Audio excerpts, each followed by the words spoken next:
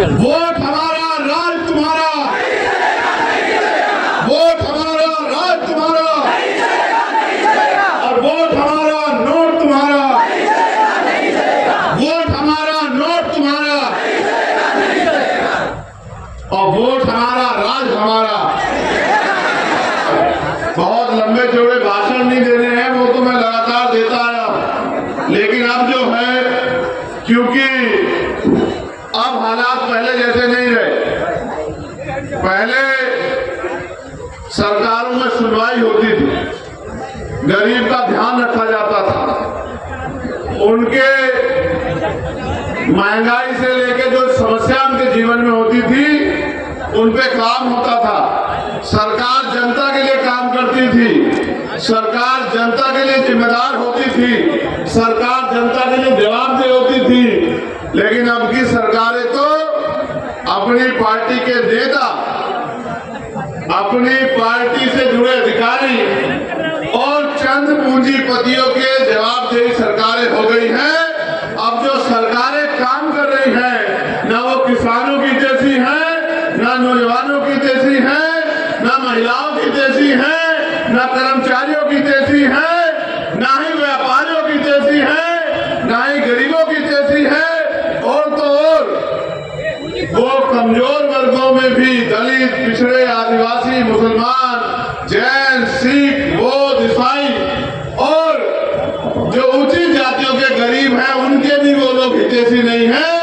ऐसा लगता है कि वो मुट्ठी भर लोगों को पैसे वाला बनाने का काम कर रहे हो और तमाम गरीबों को लेबर क्लास बनाने का काम कर रहे हैं। जब हम सरकारों के फैसले देखते हैं, वो फैसले जो हमारे जीवन को प्रभावित करते हैं, तो ऐसा महसूस होता है कि सरकारें आज भी हमें इंसान नहीं मानती। अगर सरकारें हमें इंसान मानती तो हमारे बारे में सोचती। अब सोचा क्या है, अभी बजट आया सेंटर का और स्टेट का दोनों का, क्या महंगाई का कम हुई? गैस के सिलेंडर के दाम कम हुए? बिजली के दाम कम हुए? पेट्रोल डीजल के दाम कम हुए? क्या एजुकेशन का बजट बढ़ा या घटा? बताओ। एजुकेशन का बजट घटा दिया। हेल्थ का बजट बढ़ाया, घटाया? हेल्थ का बजट घटा दिया। अब एजुकेशन को समझो। मैंने कल ही पार्लियामेंट में कहा परसों कि जब पढ़ेगा नहीं भारत तो आगे कैसे बढ़ेगा बताओ। आपने एजुकेशन का बजट खत्म कर दिया। जो छात्रवृत्ति मिलती थी SC ST OBC के लोगों को, वो छात्रवृत्ति समाप्त कर दी। जो जीरो फीस में एडमिशन हो जाते थे, वो आपने जीरो फीस के एडमिशन बंद कर दिए। जब गरीब का बच्चा पढ़ ही नहीं पाएगा तो वो आगे कैसे बढ़ पाएगा, अपने परिवार को आगे कैसे बढ़ा पाएगा? क्या कोई मेहनत मजदूरी करने वाला आदमी, 200-400 रुपए कमाने वाला आदमी क्या एरोप्लेन में चलने का ख्वाब देख सकता है? क्या 200-400 रुपए की मजदूरी करने वाला आदमी इस देश में अच्छा भोजन, अच्छे कपड़े, अच्छा रहन सहन और खुशहाली की जिंदगी जी सकता है? आप मेहनत करने वाले लोगों के हाल देखो। मनरेगा में जो लोग काम करते हैं, कितना पैसा मिलता है? कितना पैसा मिलता है? 230 रुपए के लगभग मिलता है, 10 ऊपर या नीचे। आप बताओ, 250 रुपए में घर चलता है क्या? अभी मैं रास्ते में रुका था, वो कोई गांव था। गांव के लोगों ने एक टेंट की व्यवस्था करके मुझे रोक लिया। बहुत सारी महिलाएं बैठी थी। अगर पुरुष होते तो मैं हाथ जोड़ के चला आता, नौजवान होते तो आदेश देके चलाता। महिलाओं को, बहनों को, देख के रुक गया। मैंने उनसे पूछा कि बताइए, आप यहाँ इतनी बड़ी संख्या में बैठी हैं, आप रोजगार क्या है आपके यहाँ? तो उन्होंने मुझसे बताया कि हम पे जमीनें तो है नहीं, हम तो दूसरों के खेतों में काम करते हैं और कहीं हमें 150 रुपए मिलते हैं, कहीं 200 रुपए मिलते हैं, कहीं 180 रुपए मिलते हैं। आप ये बताओ, 180-200 रुपए में घर चलता है क्या? इन्होंने हेल्थ का बजट कम कर दिया। हेल्थ का बजट कम होगा तो क्या होगा?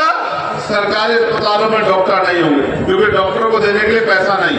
फिर ECG की मशीन नहीं होगी, एक्सरे मशीन नहीं होगी, और कोई अच्छी मशीन नहीं होगी, दवाइयां नहीं होंगी, CT स्कैन नहीं होंगे, और तो और टेस्ट बाहर से लिखे जाएंगे। इसके कारण क्या होगा कि गरीब को अच्छा इलाज नहीं मिलेगा और अच्छा इलाज न मिलने के कारण उसकी जान चली जाएगी, लेकिन सरकार को कोई फर्क नहीं पड़ेगा। मैंने कल ही मांग उठाई और आप बताना मेरी मांग गलत है या सही है। मैंने कल ही मांग उठाई, गौर से सुनो, कि चाहे सुरक्षा प्राप्त अभिनेता हो या नेता हो, नेता आईडी से लेकर चोटी का हो या फिर कोई अधिकारी हो, आईएएस अफसर हो, आईपीएस अफसर हो या कोई और सरकारी कर्मचारी हो जो सरकारी तनख्वाह लेता है या कोई व्यापारी हो, उनके बच्चों का और उनका जरूरत पड़ने पे इलाज सरकारी अस्पताल में होना चाहिए। होना चाहिए नहीं होना चाहिए? इससे फायदा क्या होगा आपको पता है? आपको जब अमीरों का इलाज सरकारी अस्पताल में होगा, जो पॉलिसी बनाते हैं उनका इलाज अस्पताल में होगा, उनके बच्चों का इलाज होगा, जो पॉलिसी को लागू कराते हैं अधिकारी उनके बच्चों का इलाज होगा, उनका इलाज होगा, तो फिर सरकारी अस्पताल में सुविधाएं पहुंचेंगी और गरीबों को भी बच्चे से अच्छा इलाज मिलेगा, उनकी जिंदगी का भी ख्याल रखा जाएगा, उनकी जान भी नहीं जाएगी, उनको भी जो है जीवन जीने का मौका मिलेगा। ऐसे ही मैंने मांग उठाई परसों, जब एजुकेशन के बजट पे अनुदान और मांगों पे मुझे बोलने का मौका मिला।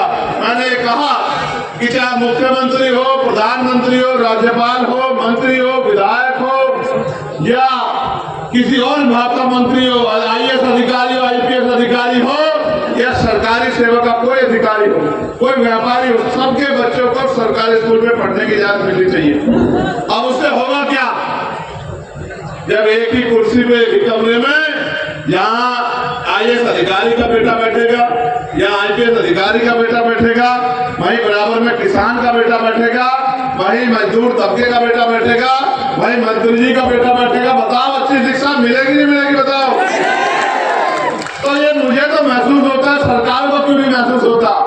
क्योंकि उनको इसलिए महसूस नहीं होता, उनको लगता है गरीब अगर पढ़ लिया और गरीब अगर हस्तपुष्ट हो गया तो कल अपने अधिकार मांगेगा, आपके अनुसार इधर उधर नहीं जाएगा, अपने परिवार को तरक्की के रास्ते पर लेके जाने के लिए संघर्ष करेगा और जो अधिकार हमने इनके छीन रखे हैं वो अधिकार हमसे छीन के ले लेगा।